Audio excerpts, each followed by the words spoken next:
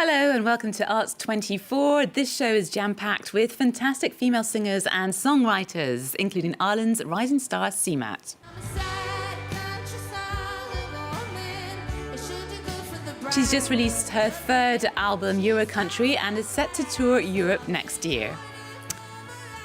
My guest this week is based in LA. She's signed to Jack White's Third Man Records and blends soul, gospel, pop and folk with a vintage feel. She's currently touring Europe with her second solo album, My Home Is Not in This World. Natalie Bergman, thank you so much for being on France 24. Thanks so much for having me, Marjorie. We met actually in 2021. You came on the show when your first record had come out, which was a beautiful, beautiful gift. And it's something that you'd composed on the back of, losing your father and how you dealt with grief. And 4 years have passed. I'm wondering what's been going on in your life? Yeah, a lot has been going on. I just put out this new album, and that was sort of a few years in the making. I had a baby. I have a son now. He's almost 2, and he is really kind of one of the main reasons I was inspired to write this new body of work, just because he brought so much new life into my world, and so that's sort of what prompted the beginning process. Mm-hmm. So it's like a birth and a rebirth at the same time. Totally. I was wondering if you could tell us a bit more about the title, My Home Is Not in This World. Where does that come from? Well, the last record I made, Mercy, was very much a testament to sort of my faith and the loss of my father, and it definitely had notes of sort of traditional gospel music in it. I was listening to a lot of early gospel music and folk music, and this next album is definitely a departure from Mercy, because that's such a sort of unique body of work, but that idea of sort of longing for a place over yonder, or longing for a place that's not really here, a heavenly home, you could call it, that's always been something that's provoked interest in me. And, like the Carter family or Mahalia Jackson or the Staple Singers, they all sing about that idea of, wanting to belong to this otherworldly place. And I thought that was kind of a good kickoff, just especially because there's so much going on in the world right now, especially, and I don't want to abandon all of the troubles in the world. That's not what I'm saying, but the idea of hoping for another place that's a little more idyllic than here is... I totally get that. I think that will bring a lot of comfort to people. And there's something that I'm delighted is that you've kept going with stunning music videos. How about we take a look at the one for Gunslinger? He was a traveling man with a story to tell. Flew from city to city, collecting tales. It was a dream catcher, suitcase was filled with small treasures, lost in the desert for so long. I picked him up and I dusted him off when another might have left him for dead. Taken from Natalie Bergman's new album, My Home Is Not in This World, a track that will please fans of Motown and folk alike. I love the fact that this music video, and I know that you're very hands-on with the creation of your music videos, like the one we had in our little headline kind of makes me think of Andy Warhol, and this one is very Western. Tell us a little bit what came behind this concept.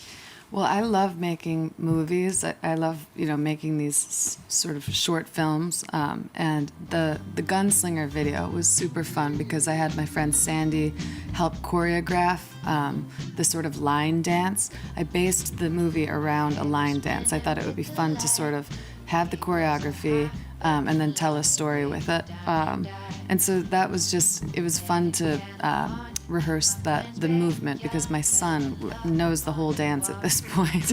That's very cool. No, I love it. It's Nancy Sinatra. I mean, the looks are great, everything. Now, a lot of songs on this record I noticed are about love stories that haven't worked out, and I read that you'd gone and explored previous relationships as a sort of inspiration. I was wondering 2 things. One, that the protagonists of those previous relationships recognize themselves if they've listened to your record, and also, is it a bit weird, or sad? Does it bring, when you revisit those sadder times, does it bring back those old feelings, or is it cathartic? on the contrary? I guess it is kind of nostalgic to think about past loves. But one of the songs on the album, it's called Stop, Please Don't Go. And that was kind of, my idea was to write an apology letter to myself from the perspective of a man. And I never received that apology. Of course, I don't care. I'm very bad at holding grudges, but I thought one way of sort of just letting it go was to just do the apology on my own. So that was kind of a fun take on, or a twist on my song. But I mean, I'm filled with love songs, you know. It's kind of it's like the gift that I have. I can write love songs, and I think that's what I'll do for the rest of my life. It doesn't have to just stop at, you know, the person that I'm with right now. You can revisit the past sometimes. It is fun. It's just fun. Well, there's an artist you might like. She's Irish. She's called CMAT. She also likes to revisit fun past relationships and looks at them from different views, and also talks about being a young woman. And today, she's Irish. She writes really catchy pop songs and blends country music into it. And she recently released her new album Euro Country, and Arts24's Jenny Ben Brahim caught up with her to find out more.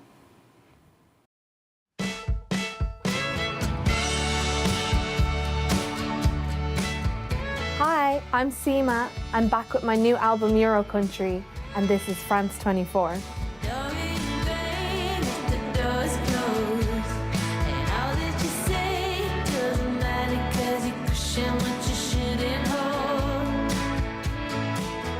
Genre blending is definitely the thing that I have always done. A big part of the reason that I named the record Euro Country is because I was trying to define the genre of music that I make.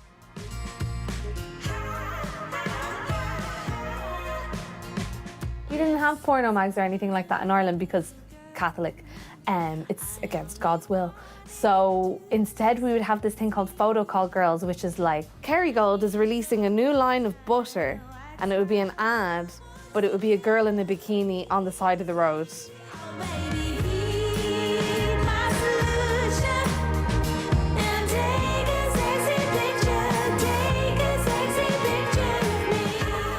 The song is really just tearing strips out of commercial attractiveness and the idea of women as commodities, particularly in the press.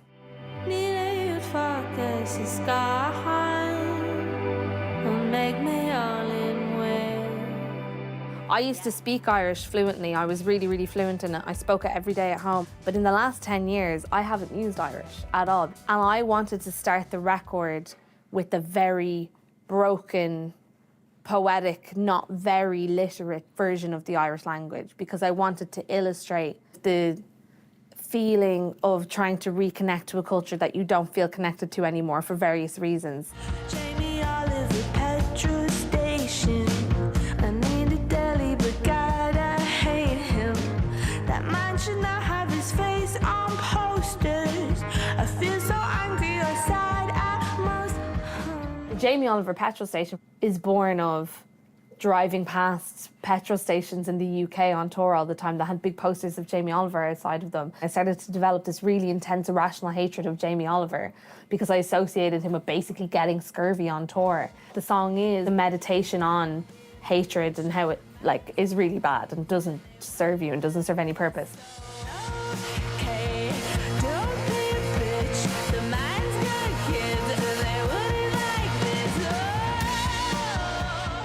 I feel very connected to mainland Europe. I love playing in France. And I listen to a lot of French music. Mylène Farmer. For me, she's the best pop star in the world.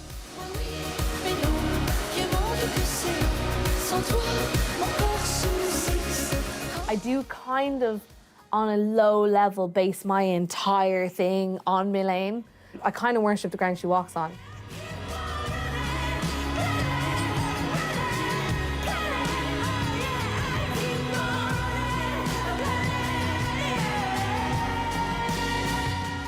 And CMAT is currently on tour in the UK and Ireland. She'll be back in Europe for this spring with a date in April on the 2nd here in Paris. Natalie, you're going to be playing Paris this week. You're also going to be playing Lyon before heading to Italy and Switzerland. And I was wondering, now that you're a mother and an artist, how are you managing the combo? Well, I've got the boys that are traveling with me. They all have children too, so we kind of, commiserate on the road about just fun stories about our children. My boy is almost 2, so it's hard to be away from him anytime. But he's so sweet. He's got a great dad, and they're at home. He sends me videos of Arthur just dancing to Bob Marley. I'm like, as long as he's happy, then that's okay with me. And we kind of just try to pace the tours so that they're only, a few weeks at a time. Oh, well, we're very lucky to have you over, and he's very lucky to have you as a mama as well. And Natalie, thank you for coming on the show. I'm just going to remind our viewers to check out Natalie Bergman live. She is absolutely fantastic, her and her band. Amazing, and she also has 2 excellent albums on the go. Now, we're going to play out with iconic avant-garde pop brothers Sparks. Last summer, they released the album Mad, and this week, for the first time in Sparks history, that's 5 decades, Ron and Russell are releasing an EP called Madder. Here's the video for the track Porcupine. She's a porcupine, savior that